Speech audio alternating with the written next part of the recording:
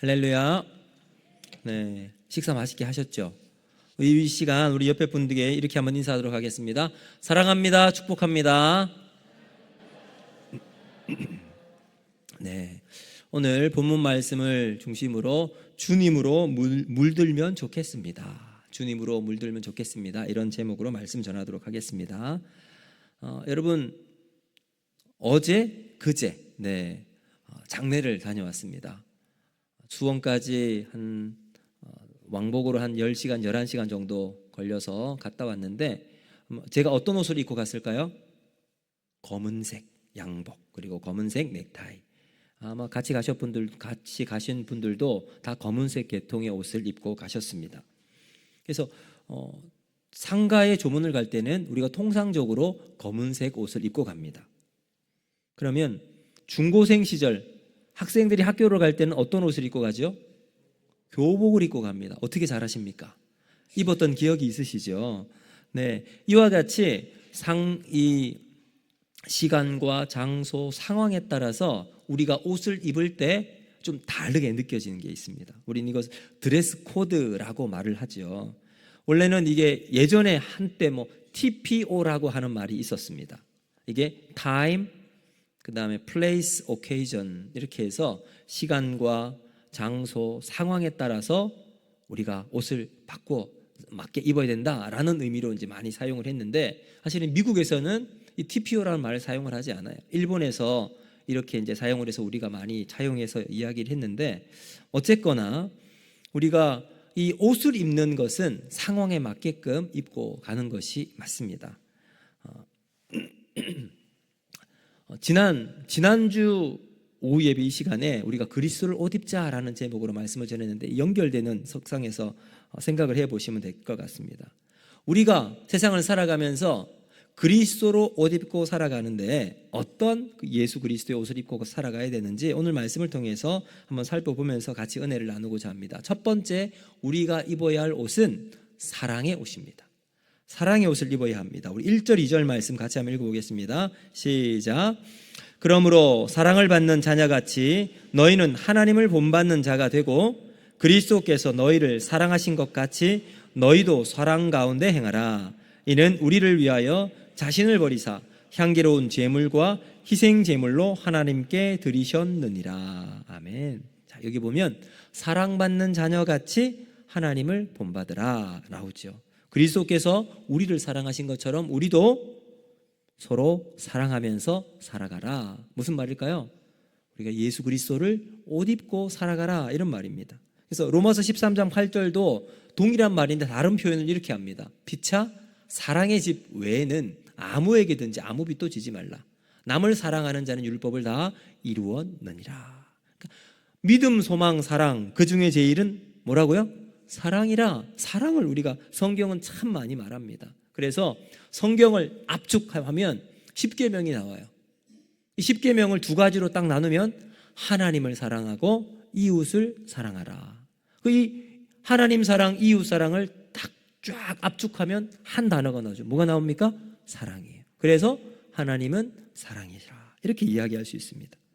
우리가 사랑이 제일이라고 입술로는 고백을 하는데 삶으로 사랑하기가 쉽습니까? 어렵습니까? 어렵죠. 네, 맞습니다. 나는 정말 저분 너무너무 사랑하고 싶은데 한때 나에게 나쁜 말 한 게 기억이 납니다. 이게 사랑하는 게 쉽지가 않아요. 그래서 사랑은 우리를 완성케 합니다. 근데 그 완성하는 단계를 이르기까지 우리는 끝까지 우리를 쳐서 복종시켜 나가야 하겠죠. 예수님을 사랑하는 사람은 어디서 가장 많이 드러날까요? 예수님을 사랑한 이 사랑이 어디에서, 우리가 어떤 관계에서 제일 많이 드러납니까? 부모와 자녀와의 관계가 예수님의 사랑을 잘 표현한다고 생각을 합니다. 제가 이제 결혼을 아내랑 하면서 아내랑 이런 약속을 했습니다. 여보, 우리가 결혼을 하고 아이를 낳으면 우리는 서로 간에 1번이 되자. 아이들도 중요하지만 우리는 서로를 제일 먼저 챙겨주는 사람이 되자. 그래서 아이가 울더라도 내두고 서로를 이제 필요를 채워주는 사람이 되자. 이렇게 이제 철떡같이 약속을 했어요. 저는 그런 줄 알았습니다. 그리고 아이가 태어났습니다. 식사가 바뀌었습니다. 항상 아이 위주로 다 반찬이 나오고요. 사실 저는 음식에 대한 욕심이 많이 없어요. 그래서 뭐 어떤 음식이 나오든 그냥 잘 먹습니다. 그런데 매일매일 내가 뭐 좋아하는 건 없지만 이게 아니라 아이 위주로 쭉 나오게 되니 뭐 저는 별말은 하지 않았지만 한편으로 서운한 감정이 있기도 했습니다. 그렇다고 삐진 것은 아닙니다. 어쨌거나 이게 부모와 자식 간의 사랑은 뭐 어쩔 수 없는 거죠. 그렇죠? 아이들이 자라면 부모를 닮아갑니다. 저는 저희 아버지와 안 닮았다고 생각했거든요. 근데 어느 날 저희 아내가 여보, 저랑 아버지가 이제 앞에서 걸어가고 있는데 저한테 그렇게 여보, 아버님 걸음걸이가 너무너무 비슷하대요. 제가 아버지 걸음걸이를 알고 있거든요. 아닐 텐데. 그리고 나서 어느 날 동영상인지 사진을 찍어서 딱 보여주는데 깜짝 놀랐습니다. 어느새 제가 아버지의 모습처럼 걸음을 그렇게 걷고 있더라고요. 내성적인 성향을 갖고 있는 저희 첫째 아이는 저랑 참 많이 닮았습니다. 그리고 장난을 좋아하는 저희 둘째는 또 다른 측면에서 저랑 참 많이 닮았습니다. 그리고 뭐 저랑 케미가 잘 맞습니다. 부모와 자식은 핏줄로 연결이 되니까 닮아가는 것이 당연하죠. 그런데 부부 사이도 닮아가는 것 알고 계십니까?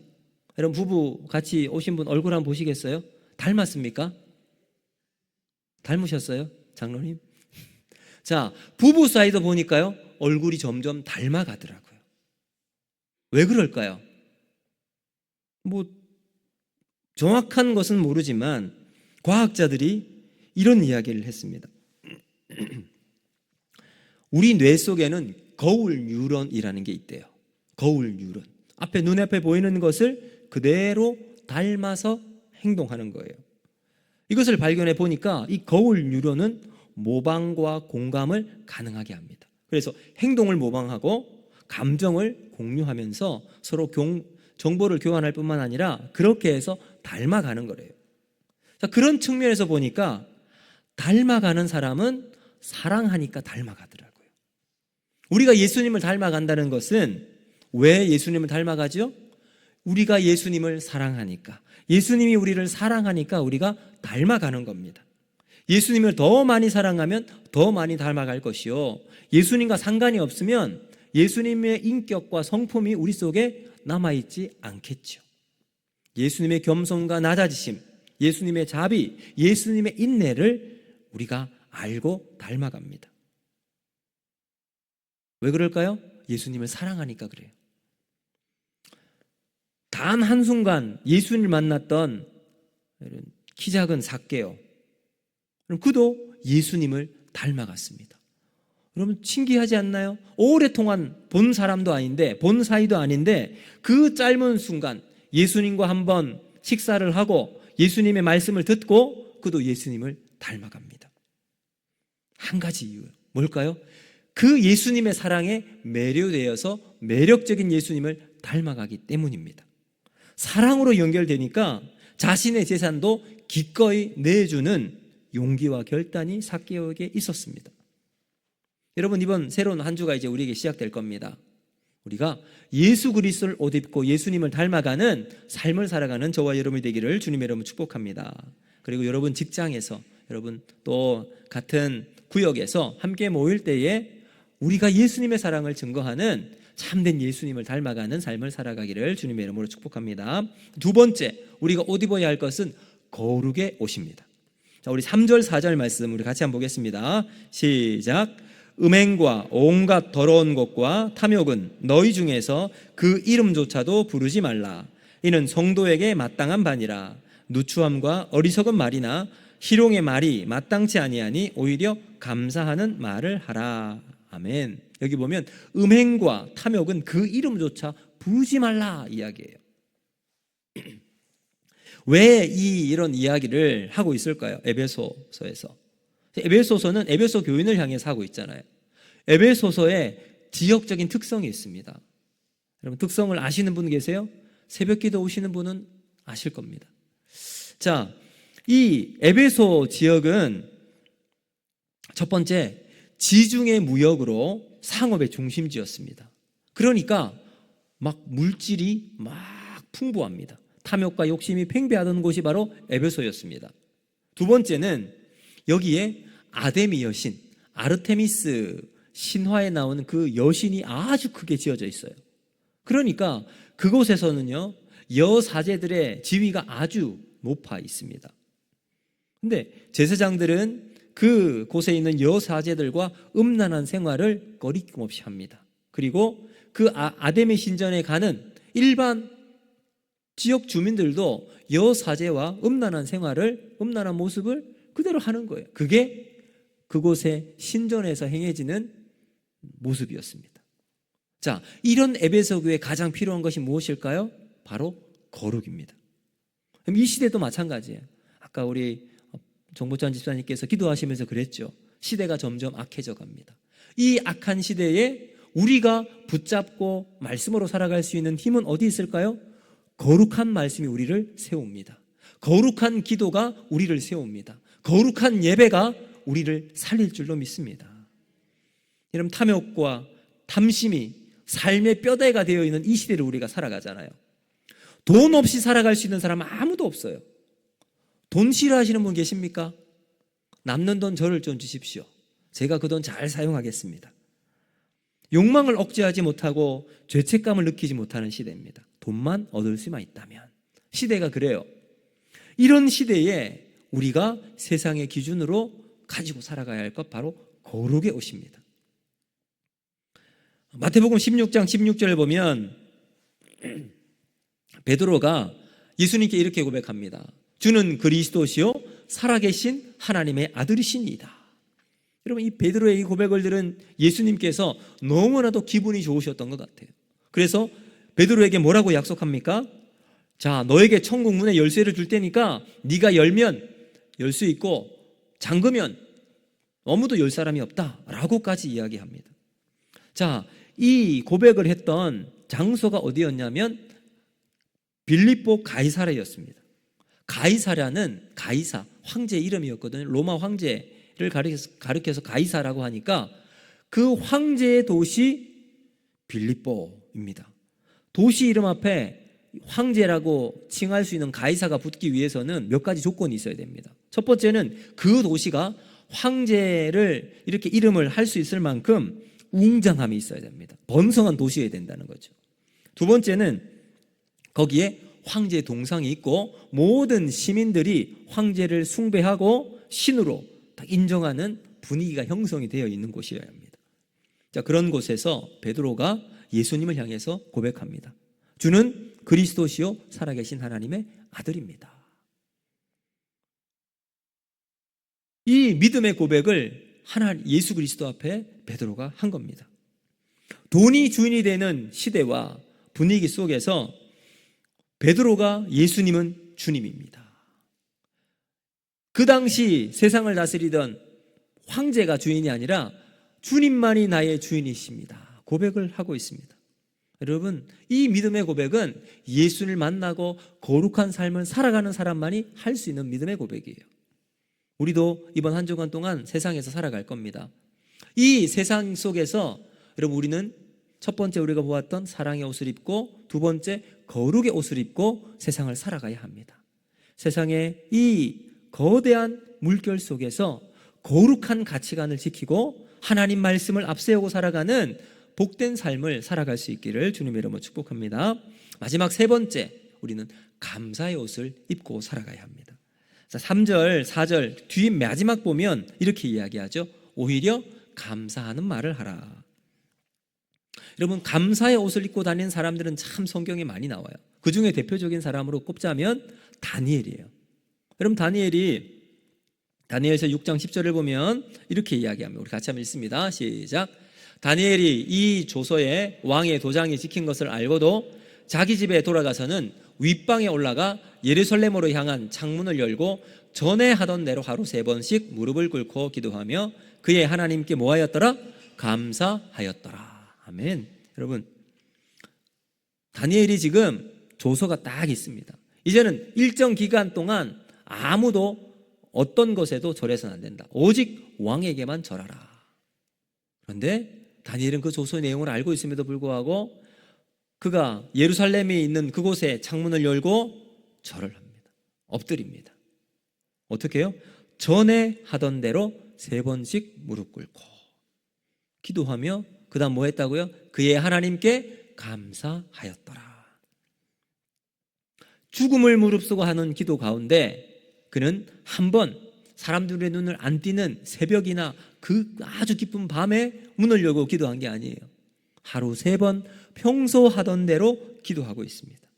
매일의 삶의 기도였고요, 매일의 삶이 감사였습니다. 매일 그렇게 했다는 것은 그가 늘 감사의 옷을 입고 있었기 때문입니다. 그의 삶이 이제 그 바벨론 가장 높은 위치에 있었기 때문에, 총리였기 때문에 부족한 것이 없기에 감사했을까요? 아니었을 겁니다. 그가 그 자리에 오르기까지 지금도 이 다니엘을 해치기 위해서 그 조서를 꾸민 거 아니겠습니까?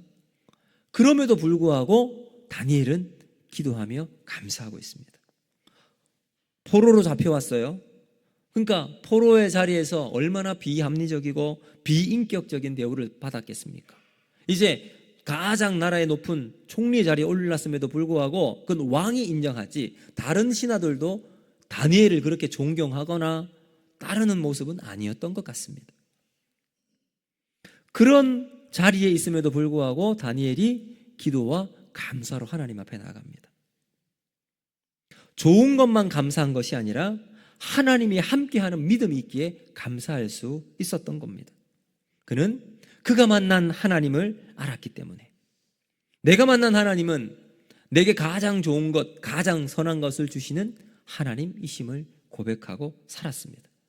여러분, 이런 믿음이 우리에게도 있을 때 세상 가운데 때로는 비합리적이고 또 나에게 좋지 않은 피드백이 오고 힘든 상황들이 나에게 있을 때 하나님께서 주시는 이 확신 가운데 살아가면 다니엘처럼 하나님께 기도하고 감사하는 삶을 살아갈 수 있게 될 줄로 믿습니다. 여러분, 감사는 우리가 그냥 생기는 거 아니잖아요. 믿음으로 결단하고 선포하고 환경 너머에서 하나님께서 내 삶을 인도하신다는 이 확신이 있을 때 우리가 하나님께 감사할 수 있습니다.